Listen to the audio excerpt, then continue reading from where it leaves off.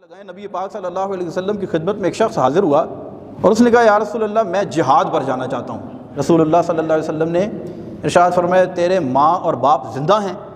قال نعم، کہنے لگا ہاں زندہ ہیں۔ قال ففیہما فجاہد، جا کر اپنے ماں اور باپ کی خدمت کر، یہی تیرا جہاد ہے۔ ماں اور باپ گھر میں تڑپ رہے ہیں، پریشان ہیں، ماں اور باپ بیمار ہیں، اور بچہ باہر کسی جگہ اللہ کو راضی کرنے کے لیے جائے، اللہ کبھی راضی نہیں ہوگا۔ ایک حدیث کے الفاظ ہیں ہما جنتک و نارک، وہ تیرے لیے جنت بھی ہیں اور دوزخ بھی ہیں، یعنی جنت اور دوزخ، ہمارے جنتی ہونے اور دوزخی ہونے کے فیصلے ہمارے گھر میں ہو رہے ہیں۔ ہم اپنے ماں اور باپ کے چہرے کی طرف دیکھیں، اگر وہ ہم سے خوش ہیں، اگر وہ ہم سے راضی ہیں، ان کا دل ہم سے مطمئن ہے، تو اس کا مطلب ہے ہم جنتی ہیں۔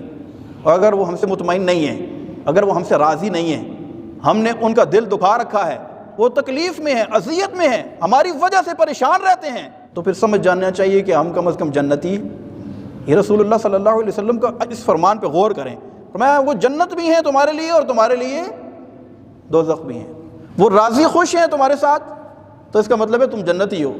اور اگر وہ تمہارے ساتھ خوش نہیں ہیں، اگر ان کے مزاج کو تم نے نہیں سمجھا ہے، اگر ان کی طبیعت کے مطابق تم نے اپنی خواہشات کو ڈھالا نہیں ہے، ان کی مرضی کے مطابق تم نے اپنا کردار نہیں اپنایا، اگر تم نے ان کی دل جوئی نہیں کی، ان کا دل نہیں جیتا، تو اس کا مطلب یہ ہے کہ تو نمازی ہے، پرہیزگار ہے، تو حاجی بھی ہے، تو بڑے بڑے نیک کام کرتا ہے، لیکن اگر تیرے والدین تجھ سے دکھی ہیں، اگر ناراض ہیں، تو تو جنتی۔